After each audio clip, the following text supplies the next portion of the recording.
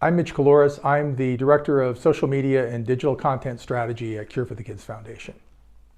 I came up with this idea of doing a digital compilation album called Christmas for the Kids. It started with reaching out to some of my music industry friends, seeing if we could license in some tracks to build an album. Got great response, but we needed kind of the hook, if you will, to use a music industry term, to have an original track that would really bring home the project in a special way. I chose to record the John Lennon classic Happy Christmas. And the reason why we chose that song was because that song has a really, really uplifting message. I had the idea to slightly change the song to Happy Christmas, Cancer's Over. We went ahead and decided to move forward with the project. We had to go find some partners in town to record the song, so we needed a recording studio. I reached out to my friend Andrew Beldy over at Electric Shop Recording here in Las Vegas, and he was completely down for supporting us in this and providing all of the space, the recording studio, sound engineers' time in order to get this thing done. He also helped with enlisting the musicians, so we had a number of musicians from the Las Vegas Strip who played the basic track. So we got them all into the studio one day and we recorded the basic track for Happy Christmas. So that basic track included basically bass, drums, and electric guitar. Andrew came up with a couple of options to do the lead vocal. One of the people he had in mind was Kyle Koo. Kyle is the casting producer on American Idol, and he's been a contestant on American Idol, so he's extremely gifted and talented singer. And so Andrew approached him on our behalf, and after he heard what the project was and what it benefited, he was completely down for supporting it any way he could. He's been an incredible supporter of us ever since. So when you start talking to people about what this is, who it benefits, and all the rest, it's pretty darn easy and pretty compelling to get people on board. So one of the people that I approached was Nick Carter. Of course, Nick is known for being 1/5 of the Backstreet Boys. Gifted singer in his own right, has done a bunch of solo material. And so I reached out to Nick and I said, hey Nick, we're doing this project. I gave him all the details, and interestingly enough and coincidentally enough, he knew Kyle Koo. And so that made it really, really easy for him to, accept and have a nice reception for the project in general. Now we're really off to the races, because now we've got at least a duet with Kyle and Nick. So about a week later, we arranged for Nick to come into Electric Shop Recording and lay down his vocal. And when we were filming and recording that, his part together with Kyle, it was really one of those magical moments where you sit there and go, wow, this is really, really good. You literally get chills, because the vocal performance by both Kyle and Nick and the interplay between them was just phenomenal. We had a handful of kids come in from our clinic, all of whom were either current or former patients of ours.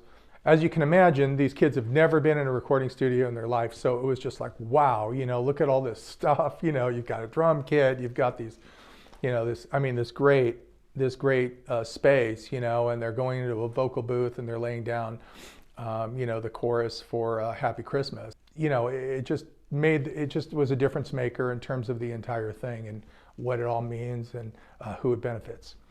This is one of the best Christmas songs of all time. And so it really meant that we really had to up our game, and we had to have the track be authentic, in that we felt strongly that the kids from Cure for the Kids had to be on this track, and later in the music video.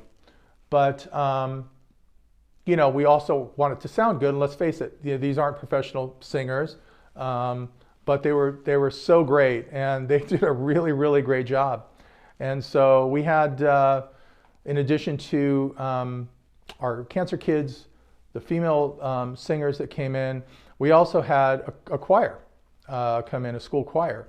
And that was even more amazing. It was probably, I don't know, maybe 10 or 12 kids came in one day, all of their parents, they all huddled into the recording studio, and it was just unbelievable. These kids were just, their eyes were as big as basketballs, just looking around like, I can't believe I'm in this recording studio doing this.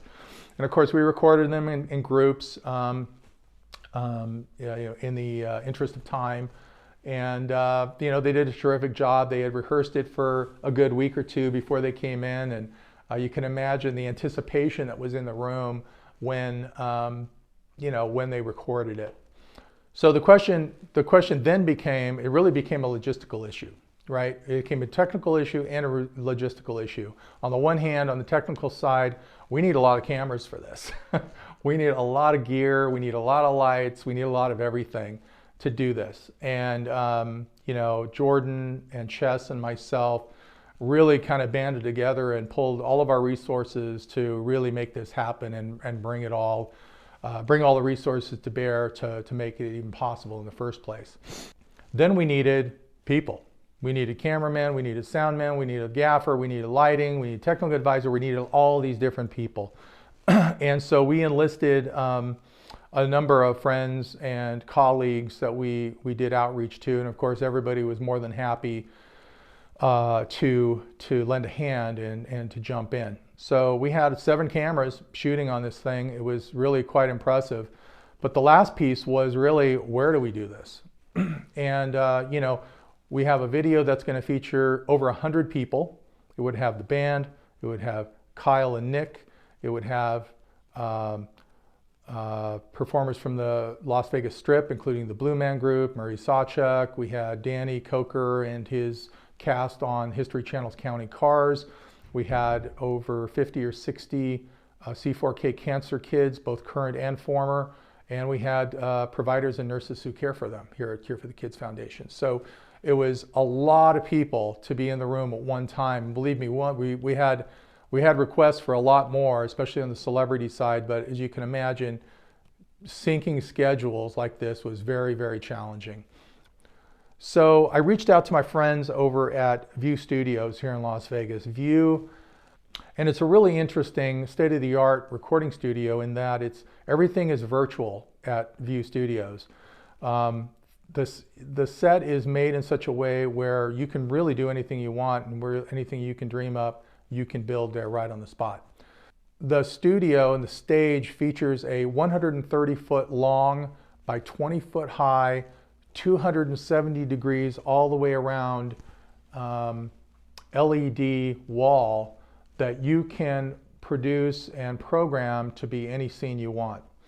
And so this is literally the 11th hour, and I called this guy up. I called my friend Mark, and I said, look, here's what we're doing.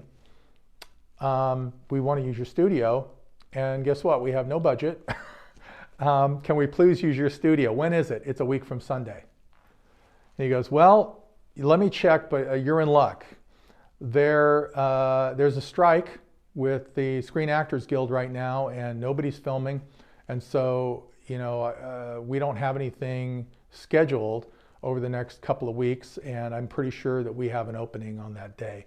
Let me check. And so he did, and then he got back to me in a day or so, and lo and behold, he said, you guys are good to go, and worked with their technical team to build the virtual set of the Las Vegas Strip behind us, complete with snow flurry, and kind of Christmased it out a bit. And, presto, we've got an instant Las Vegas Strip in the background for our set and our shoot. So that was really a game changer for us in terms of production values and being able to pull this off in a way that really did the whole project justice. The only challenge is we had to be in and out basically in one day.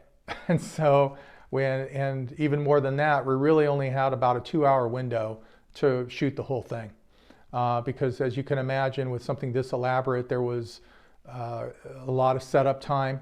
Not so much with the wall and the set, but with all the other gear that's required, the lights and the gaffing and sound and all the rest. Not to mention food and beverage. Our friends over at Via Brazil were kind enough. I went over to Ana Gomes at via Brazil here in Las Vegas. And I said, here's what we're doing, Anna. We've got these kids and their parents and providers and some of the entertainers from the Strip. We're shooting this video.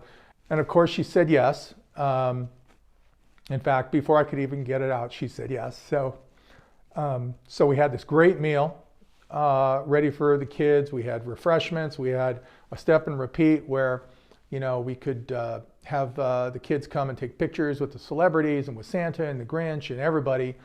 And it was just a wonderful time. So now with all the volunteers, with all the crew, the video production crew, you know, our crew's ready. We've got t-shirts for all the kids. We've got some other props in the form of Christmas hats and things like that. When those kids came into the studio, it was just unbelievable. So, I mean, you see these kids strolling in one at a time, then 3 or 4 at a time, and then it got really busy. And then there's just, you know, everybody's got the t-shirts on and everybody's got their Christmas hats, and they're taking pictures with Santa and the Grinch, and they're doing stuff with some of the celebrities. The Blue Man Group is sitting there running around doing their antics with the kids. Everybody had a blast. And then we fired things up. We did a dry run on the video, kind of a once through, just to get everybody kind of warmed up. And there was, it was great. I mean, I can't tell you how heartwarming it is to see all the musicians and all the entertainers and all the kids and the providers and just everybody there just had an absolute blast. And it was funny because we really thought that the kids would be, would get a little restless after, 15, 20 minutes, 30 minutes. We thought, how long can we reasonably ask for these kids to, be sitting here singing the song over and over again? So everybody had a great time. The project was a resounding success, and the kids, they had a wonderful, wonderful time. Everybody had a great time.